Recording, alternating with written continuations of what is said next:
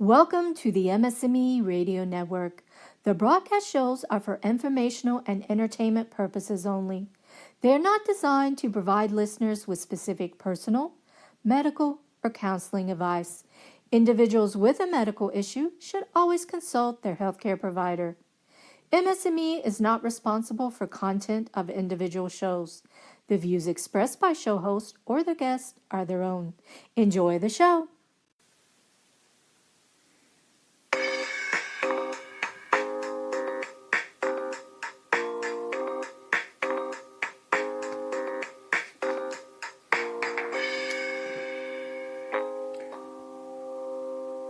Hi there. Welcome to this, the 71st episode of A Couple Takes on MS. Hi, this is Dan Digman. And hi, it's me, Jennifer Digman. Welcome to our show, the show of A Couple Taking on MS. This is me. I have relapsing remitting MS. And my MS is secondary progressive. And I walk. I roll. I've been in a wheelchair for about 16 years. But combined, Dan and I have taken on this chronic illness for nearly 40 years. And included within that 40 years, about almost 14 of that as we've been married. And so when we talk about a couple, obviously we are a couple, but we look at issues relating to multiple sclerosis from different perspectives. Thereby then, a couple takes on MS. And what we're taking on today is my neurologist expectations. Think about that. What is it when you go to your neurologist? What are your expectations of your healthcare provider? What do you expect when you go for an appointment to talk? I mean, are you looking for information? Are you looking for direction? Are you looking for updates and things? And new treatments and more information on how to stay healthier. Are you looking for that ever elusive cure? And what are you taking to the doctor? And so are your expectations realistic? What are your family members, your caregivers, care partners, what are their expectations? Because I know when I see a doctor, I like to consider and consult with Dan to know if I'm being unrealistic. I giggle as I say that, like I'm asking my doctor like he's God or something, or she's God. And so sometimes Dan will have to remind me, these people are human, and the human body is complex, and so we have to tone down our expectations. So then let's talk about this as we address then what are our expectations? Counterpoint, what should they expect of us? So let's talk about this, Jennifer, because you are fresh off of an appointment with your neurologist yesterday and then totally fresh off an infusion of your Rituxan this morning. So, Correct. When you go to Dr. Braley, how often do you see her? I see my neurologist in a good year every 6 months. This time it had been a little over a year. Things kind of got messed up. Dan and I live about, what would you say, 2 hours? 2 hours away from the doctor, and we were dealing with a heck of a winter here in Michigan. And I want to say, with Dan's job and the weather, we just didn't feel like driving to see her earlier, late last year. I guess that's the way to say it. And so we kind of pushed it off, which is not a compliant patient, or sometimes it's the best advice. But Dr. Braley understands, and she tries to schedule my appointments. Now you're like every 9 months. Every 9 months, correct. So it had been a year. Yes. What is it that when you go to your neurologist appointment, what are you expecting with said appointment? I'm expecting to talk about realistically and honestly talk about what's going on with my multiple sclerosis and to hear what's going on from a medical perspective in the world of MS. What's the new research or the latest medicines, latest and greatest treatment options. And just, I want to hear how I'm doing. It's been 21 years since I was diagnosed. And I think what really helped me when I met with Dr. Braley a few days ago, I had saw my dad for the Easter holiday, and he made the point, Jen, 21 years later, the fact that you can still stand and pivot, I consider that success. And I mentioned that to Dr. Braley when I saw her, and she also agreed, that's pretty successful, and that I am a little bit stronger than I was at the last time I saw her, and that she can tell that I'm trying to exercise and be a not just compliant patient, but an active, participating patient in my own health and healthcare. And she noticed you're participating, like with your physical therapy, with what you're doing. That made me happy to hear when she noticed that your left side is stronger than it was. Yeah, so I think, and I may have said this before, and if you're going to see a neurologist, I think it's a really good idea, in maybe the month leading up to the appointment, to just have a piece of paper nearby wherever where you have some place where you can just write down when you think of something to remember. I forgot to ask Dr. Braley a question this time, and fortunately I can send her an email and ask that question. But and so I had my list, but we talked for quite some time, and it just escaped my brain. But normally, if I were, going, I would carry a list with me so that I can ask and have every question answered. I think that's pretty important. And just to reflect on how you think you're doing. Dr. Braley asked about, I just recently saw my neurologist, so she asked about how that went. And she said that she felt comfortable, that I was in good hands, that it sounded like a good visit with that doctor. So she wants to know about physical therapy, what I'm doing, or, any of the other healthcare professionals I'm seeing. And is that something where you build that relationship with your neurologist? And I think that that's a great thing because you have that trust. Why did you stay with this neurologist? I stay with her, well, she's got an incredible bedside manner. B, she is at an incredibly good healthcare system. Dr. Tiffany Braley is at the University of Michigan in Ann Arbor, and she is an incredible person and a great doctor. And she's been my doctor, wouldn't you say, about 8-9 years? Probably about that long. And I think it's just, she's dynamic. And I guess it's the question, looking at this as we're talking about this with everybody else, because you have a great relationship. You talk about her bedside manner. You talk about just everything that she does, because not only are you taking to her your experiences, what you've been up to, but she's asking about those things. She's answering your questions, and I think that's key, is to find the right neurologist. Find the right neurologist, one that you can understand, one that can understand you, one that takes the time. I personally have never felt rushed when I'm in her office, like, oh, I gotta go, I have another patient.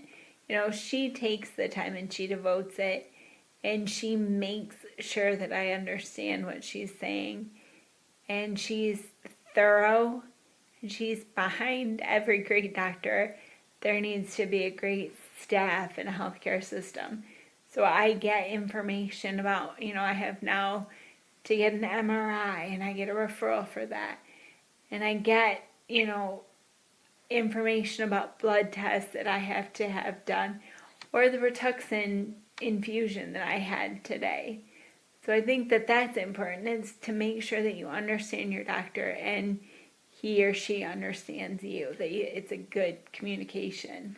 And I think that's where, with my former neurologist, I had him for like 17 years, and I loved having him there. However, I know that there were friends of ours or people I knew that had seen him, did not like him, did not like his bedside manner. So really, with neurologists, it becomes which one best fits you and your need and what you're looking for.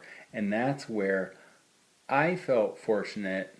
I was sad when Dr. Call retired, but I was elated when your Dr. Braley agreed to take me in as one of her patients, which on some levels, it's almost like I've been seeing her for 8 years with you, because that's how engaging she is, that she opens the door.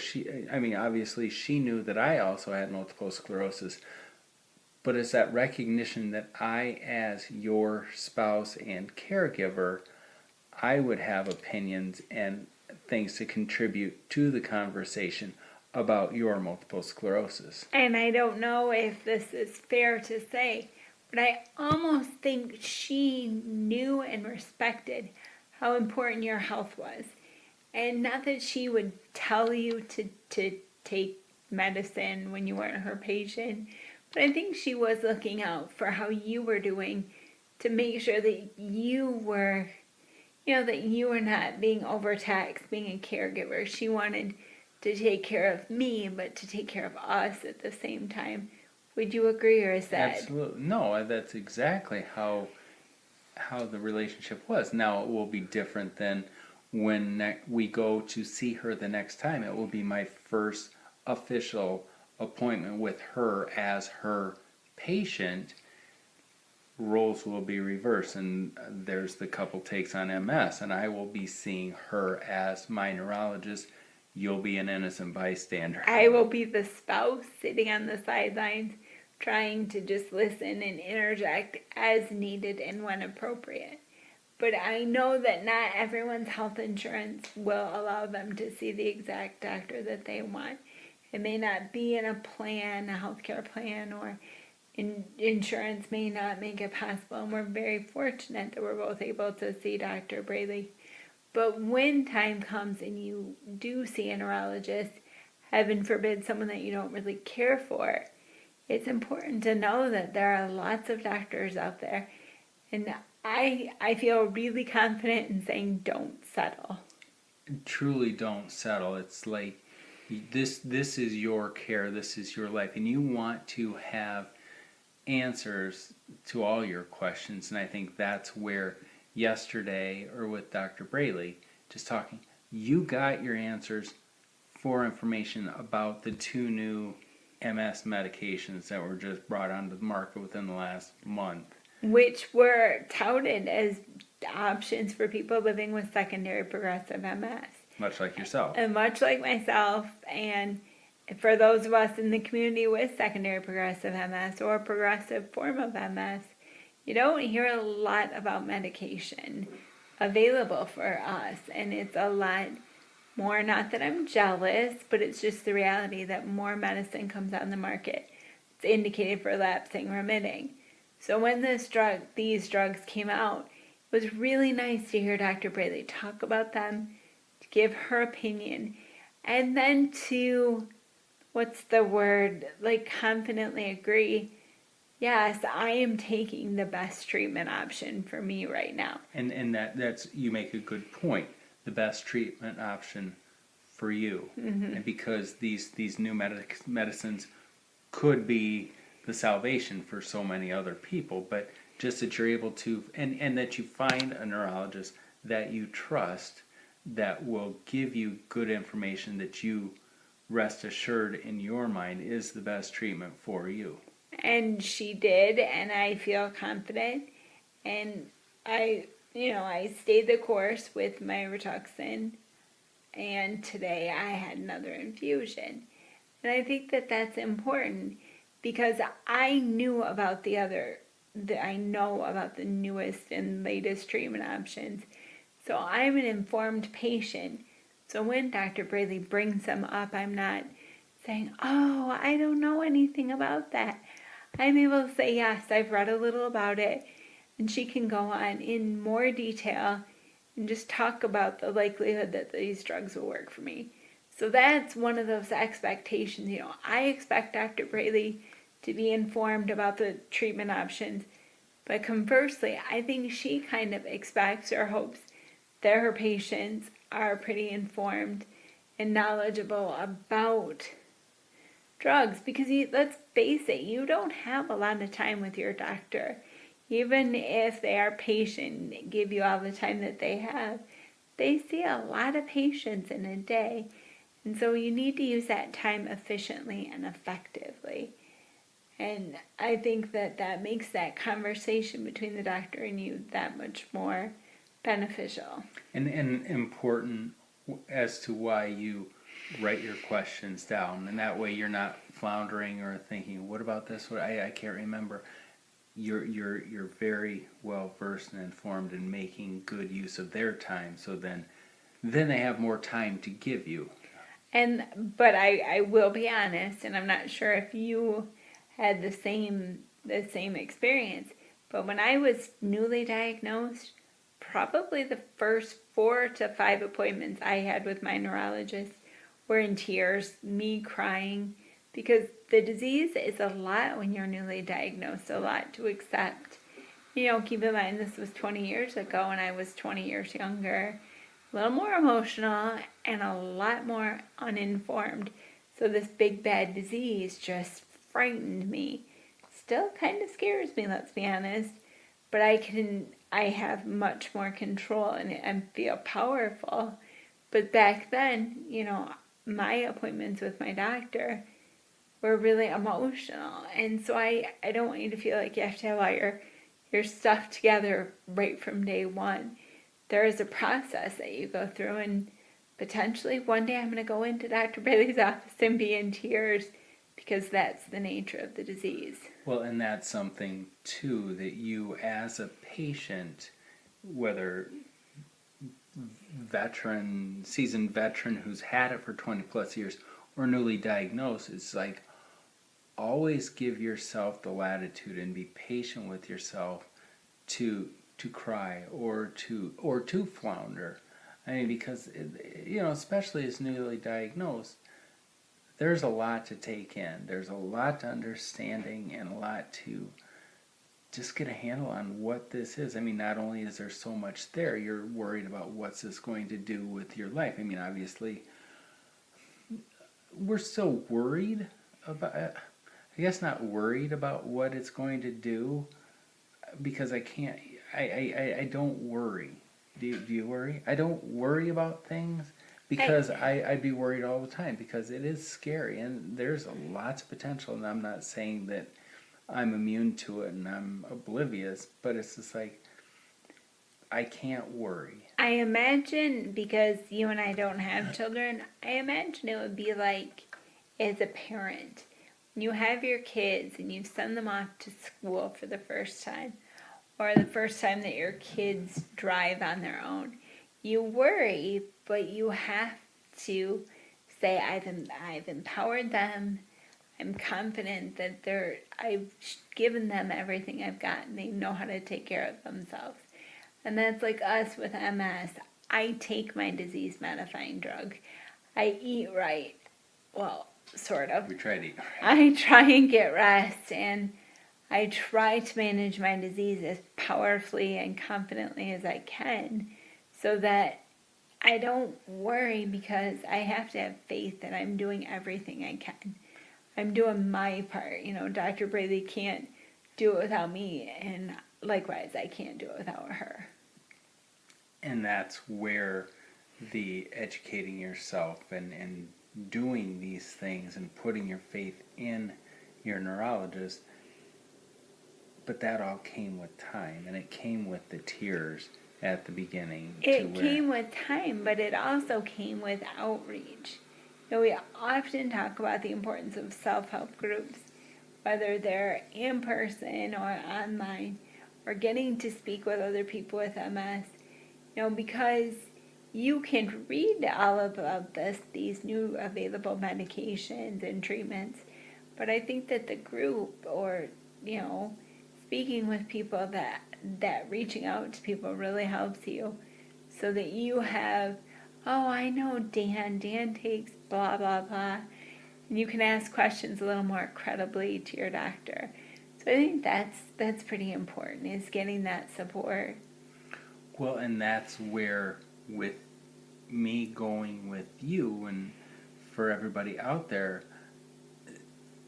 I would encourage you to make the list, but see about taking somebody with you, a spouse, a friend, somebody who understands, knows your disease, so that they can be there to help you remember or to flesh things out. I know that yesterday we went into the appointment, and there were a couple things I was thinking, are you going to ask her this or are you not? And a couple of the things I was thinking, well, you may shy away from that, so I'll make sure that you do get those. And I was very proud that you asked everything. I thank you, Dan.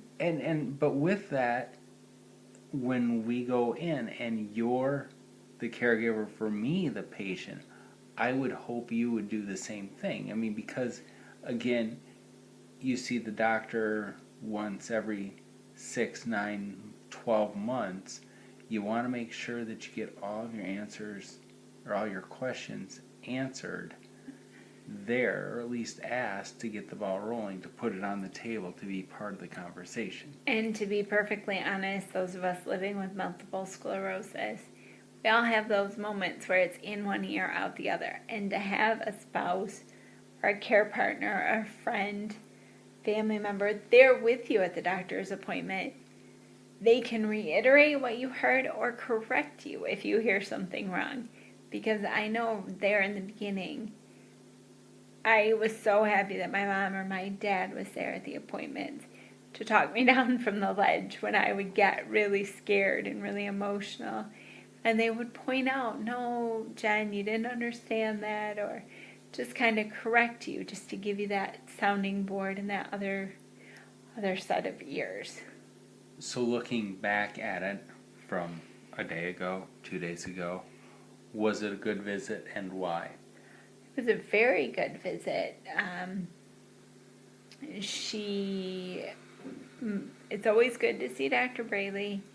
She answered questions that I had, dealt with some of my concerns, not really concerns, but just questions about, as I talked about my urologist. She supported my decision and agreed with what I was doing with her. My urologist is also a female.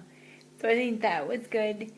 I thought it was a good visit because she reassured me that I'm taking the best medication or disease-modifying therapy for me right now, and that it is having good results. She told me I am going to get another MRI, which I thought was pretty important because I haven't had one in a while. And she agreed that yes, it was time. So I feel like we really accomplished a lot. Not to mention that you got to speak with her and she did, answer any sort of concerns that you had. So I always think that that's good. Did you, as my spouse, caregiver, do you feel like all of your concerns were met with the appointment? Absolutely.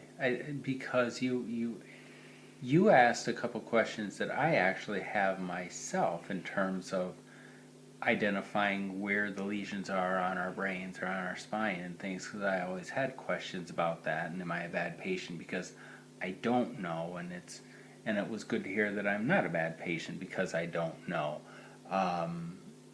It is. I guess I always wonder then what would make something a bad visit, but I would say that potentially would never happen with Dr. Braley because we've set that relationship and we know that this is what we'll get. And whereas like if you, the big Y, everybody out there listening, if you go to the neurologist and you feel like it's a bad visit, maybe it's time maybe to it's find a time to find a neurologist. neurologist. I mean, I, I, I loved going down with you to Dr. Braley, but I never thought of doing that because I was very happy with where I was with Dr. Call. But it took him retiring for me to look elsewhere, and I think I actually, they were going to give me a list of neurologists to consider where I could go, but Dr. Braley was first on my list because I knew what I was getting, and I think that took a lot of the guesswork out of it. And so for everybody out there, this is why it's important to maintain or keep those connections with friends or reach out to communities, MS communities and everything, so you get some sense of who would be a good neurologist to see in your area. And keep in mind that, a 2-hour drive every 9 months can be doable. But at the core, you are the center of multiple sclerosis in the treatment plan. And you need to have a good relationship with your neurologist. So let us know, how do you prepare, and what are your expectations when you go to the neurologist? You can find us on our website. It's danandjenniferdigman.com, or look us up on Twitter. It's at DanJenDig, and let us know what are your expectations, and what can they expect from you, and what can you expect from them as part of a good relationship with your neurologist. So again, this has been Dan and Jennifer Digman for A Couple Takes on MS. We want to thank MS&Me Radio Network for having our voices heard on this powerful station, and thanks to Blue Draft Kid for composing the theme music to our show. Take care.